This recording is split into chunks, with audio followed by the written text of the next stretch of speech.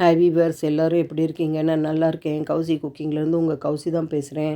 நான் இன்றைக்கி என்ன செய்ய போகிறேன்னா, ஒரே ஒரு கப்பு கோதுமை மாவு வச்சு டிஃப்ரெண்ட்டான டிஃபன் செய்ய போகிறேன். தோசை சாப்பிட்டு சப்பாத்தி சாப்பிட்டு அலுப்பாக இருந்துச்சுன்னா இந்த மாதிரி டிஃப்ரெண்ட்டாக கோதுமை மாவு வச்சு செஞ்சு பாருங்கள். ரொம்ப டேஸ்ட்டாக இருக்கும். பாருங்கள், ஒரு கப்பு கோதுமை மாவு இது வந்து தாராளமாக ஒருத்தருக்கு வரும். இதுக்கு மசாலா வந்து ஒரு பெரிய வெங்காயம், ஒரு பெரிய தக்காளி, அரை ஸ்பூன் மிளகாத்தூள், மல்லித்தூள் ஒரு ஸ்பூன், மஞ்சத்தூள் அரை ஸ்பூன், 2 பச்சை மிளகா, தேவைக்கு உப்பு. மிளகாத்தூள் வந்து உங்கள் காரத்துக்கு போட்டுக்கோங்க. நம்ம பச்சை மிளகா கூட போடுறோம், அதனால் நான் காரம் கம்மியாக போட்டிருக்கேன். பாருங்கள், இப்போ வந்து ஃபஸ்ட்டு கோதுமை மாவு வந்து கொஞ்சமாக உப்பு போட்டு பிசைஞ்சிக்கோங்க. மாவு எவ்வளோ எடுக்கிறீங்களோ அதுக்கு தகுந்த மாதிரி உப்பு போட்டு கொஞ்சமாக தண்ணி தெளித்து பிசைஞ்சிக்கோங்க. ஒரேடியாக தண்ணி போட்டு சப்பாத்தி மாவு மாதிரி பிசைஞ்சிக்காதீங்க. கொஞ்சம் டைட்டாக இருக்கணும் இந்த மாவு. பாருங்கள், தெளித்து விட்டு நல்லா பிசைஞ்சிக்கோங்க.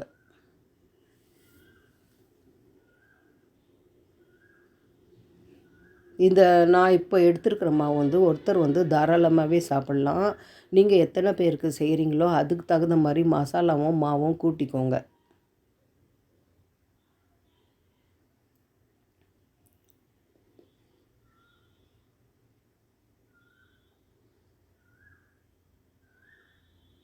இது பிசைஞ்சிட்டு மாவு ஊற வைக்க தேவையில்லை, நம்ம உடனே செஞ்சிடலாம்.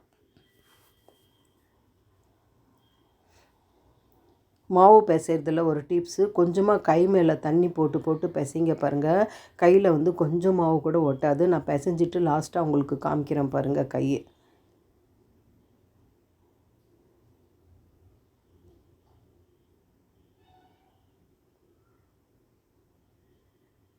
பாருங்கள், இந்த அளவுக்கு மாவு நல்லா டைட்டாக இருக்கணும்.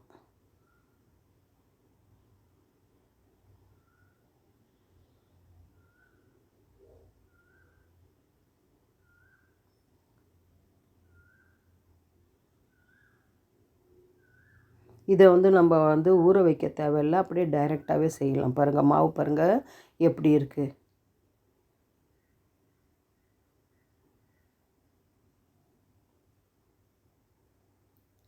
பாருங்கள், கையில் கூட பாருங்கள் எனக்கு கொஞ்சம் கூட ஒட்டலை மாவு. இது வந்து நம்ம வந்து பூரி தேய்க்கிற கல்லில் வந்து நம்ம போட்டு தேய்ச்சிக்கலாம். சின்ன சின்ன பால்ஸாக நான் பண்ணிக்கிறேன். எங்கிட்ட இந்த கல் வந்து சின்னதாக இருக்குது தேய்க்கிற கல். உங்கள்கிட்ட பெருசாக இருந்தால் அதுக்கு தகுந்த மாதிரி பால்ஸ் பண்ணி நெய்ஸாக தேய்ச்சி எடுத்துக்கோங்க.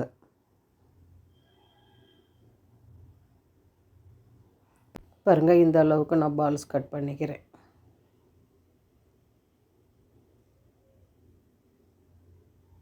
இதில் வந்து கொஞ்சம் காஞ்ச மாவு போட்டு நல்லா வந்து நம்ம சப்பாத்தி தேய்க்கிறோம் இல்லையா, அதை விட கொஞ்சம் மெலிசாக தேய்ச்சிக்கோங்க. அப்போ தான் நம்ம வந்து செய்யும்போது மசாலா வந்து நல்லா பிடிக்கும், டேஸ்ட்டாகவும் இருக்கும் சாப்பிட்றதுக்கு. நீங்கள் திக்காக திரட்டிட்டிங்கன்னா சாப்பிட்றதுக்கு வந்து மசாலா பிடிக்காமல் நல்லா இருக்காது அவ்வளோ. நீங்கள் நெய்ஸாக தேய்ச்சிட்டு அப்புறம் நீங்கள் செஞ்சு பாருங்கள், சூப்பராக இருக்கும். பாருங்கள், இந்த மாதிரி வந்து நீங்கள் வந்து உப்பு போடாமல் தேய்ச்சிட்டு நல்லா கட் பண்ணி நிழலில் கூட துணியை போட்டு பரப்பி காய வச்சு கூட எடுத்து வச்சுக்கலாம். தேவையான போது இந்த மாதிரி டிஃபன் அந்த காலத்துலலாம் இந்த மாதிரி தான் செய்வாங்க.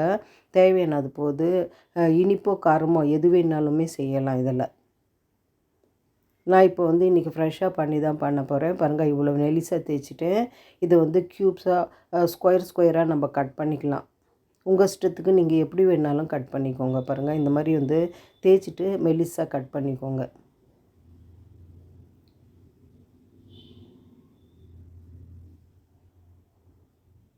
பாருங்கள், பார்க்குறதுக்கு எப்படி இருக்குது பாருங்கள், எவ்வளோ மெலிசாக இருக்குது பாருங்கள். இது வந்து நம்ம டைட்டாக மாவு பிசைஞ்சிருக்கிறதால ஒன்றுக்கு ஒன்று ஒட்டவே ஒட்டாது. நீங்கள் எவ்வளோ நேரம் இந்த பிளேட்டில் மேலே போட்டு வச்சிங்கனாலும். அதனால தான் வந்து நம்ம மாவு வந்து டைட்டாக பிசைய சொன்னேன்.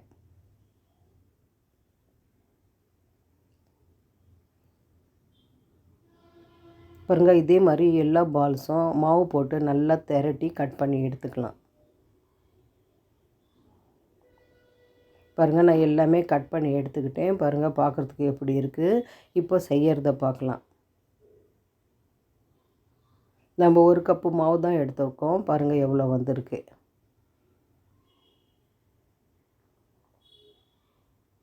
இப்போ வந்து அடுப்பு பற்ற வச்சுக்கலாம். பேன் வச்சுருக்கேன். இந்த மாதிரி அகலமான பாத்திரம் வச்சுருக்கோங்க. இதுக்கு எண்ணெயும் அதிகமாக தேவைப்படாது. ஒரு 3 ஸ்பூன் அளவுக்கு எண்ணெய் போட்டுக்கிறேன். வெங்காயம் வந்து வதங்கிறதுக்கு மசாலா வதங்குற அளவுக்கு எண்ணெய் போட்டால் போதும்.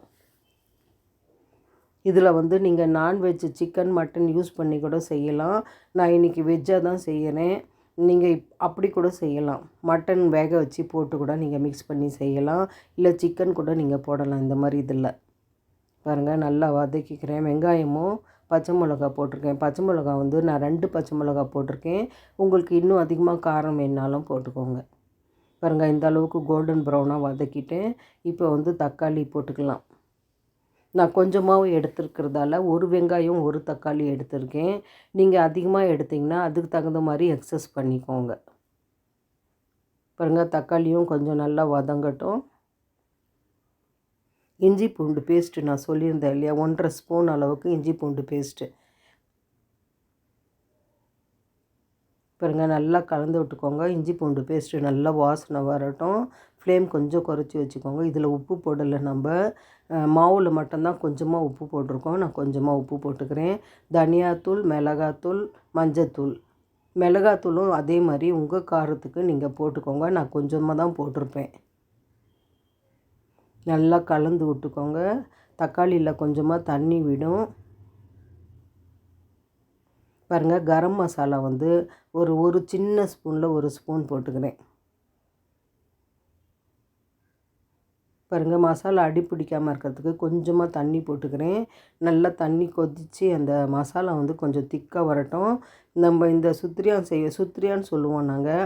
நீங்கள் என்ன வேணாலும் பேர் வச்சுக்கோங்க. நாங்கள் வந்து இந்த மாதிரி தான் சொல்லுவோம். பாருங்கள் இதுக்கு வேகிறதுக்கு, இந்த மாவு வேகிறதுக்காக 1½ டம்ளர் அளவுக்கு தண்ணி போட்டுக்கிறேன். 1 கப்பு மாவு எடுத்துருக்கோம் நம்ம. அதுக்கு தகுந்த மாதிரி பாருங்கள் 1½ டம்ளர் அளவுக்கு தண்ணி. உப்பு செக் பண்ணிக்கோங்க. உப்பு நீங்கள் செக் பண்ணிக்கோங்க. உப்பு எவ்வளோ வேணுமோ அந்த அளவுக்கு போட்டுக்கோங்க. நல்லா கொதிக்கட்டும். பாருங்கள் நல்லாவே கொதிக்குது இந்த மசாலா. பச்சை வாசனை எல்லாமே போயிடுச்சு. கொஞ்சம் நேரம் கொதிக்க வச்சேன். பாருங்கள் இப்போ வந்து நம்ம கட் பண்ணி வச்சுருக்கோம் இல்லையா, இதை வந்து ஒவ்வொன்றா எடுத்து போடலாம். அப்படியே நீங்கள் எடுத்து போட்டிங்கனாலும் ஒன்றும் ஆகாது. இது வந்து ஒன்றுக்கு ஒன்று ஒட்டாது அவ்வளோவா.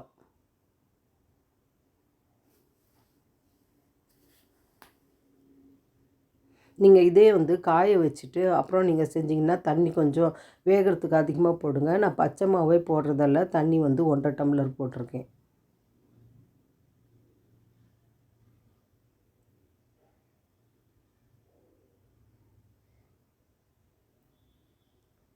கொஞ்சமாக பரப்பி விடுங்க. போட்ட உடனே கிளறாதீங்க. அப்படியே மூடி போட்டு ஒரு 10 நிமிஷத்துக்கு அப்படியே மூடி வச்சுடுங்க. நல்லா கொதிக்கட்டும்.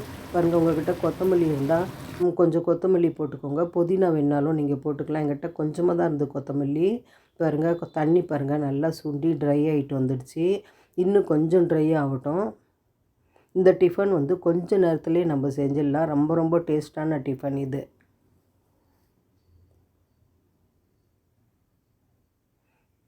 பாருங்கள் கொஞ்சமாக கருவேப்பிலை போடுறேன். அது கருவேப்பிலை போட்டிங்கன்னா அந்த டேஸ்ட்டு வாசனை நல்லாயிருக்கும்.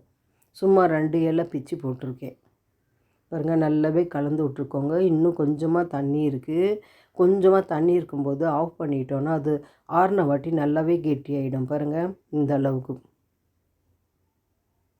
பாருங்கள் இந்த அளவுக்கு வந்துடுச்சு. பாருங்கள் ஒன்றுக்கு ஒன்று நம்ம கட் பண்ணி போட்டோம் இல்லையா, அந்த இது ஸ்கொயரு பாருங்கள் ஒன்றுக்கு ஒன்று ஒட்டலை. பாருங்கள் அப்படியே மசாலாவோட ஜூஸியாக இருக்குது. ஃப்ளேம் கொஞ்சம் சிம்மிலே வச்சு செய்யுங்க. இது நீங்கள் அந்த இது போட்டு கொஞ்சம் தண்ணி ட்ரை ஆகும்போது அடுப்பு சிம் பண்ணிக்கோங்க. பாருங்கள் அடுப்பு ஆஃப் பண்ணிட்டேன் நான். பாருங்கள் கொஞ்சம் ஆறின உடனே நல்லாவே திக்காயிடுச்சு. பாருங்கள் ஒன்றுக்கு ஒன்று ஒட்டாமையே இருக்குது. பாருங்கள் இது சாப்பிட்றதுக்கு ரொம்ப ரொம்ப சூப்பராக இருக்கும். ரொம்ப அசத்தலாக இருக்கும். குழந்தைங்களுக்கும் இது ரொம்ப ரொம்ப பிடிக்கும். நீங்கள் செஞ்சு பாருங்கள். நீங்கள் கொஞ்சமாக ட்ரை பண்ணி பாருங்கள் செஞ்சு. அப்புறம் உங்களுக்கே பிடிக்கும்.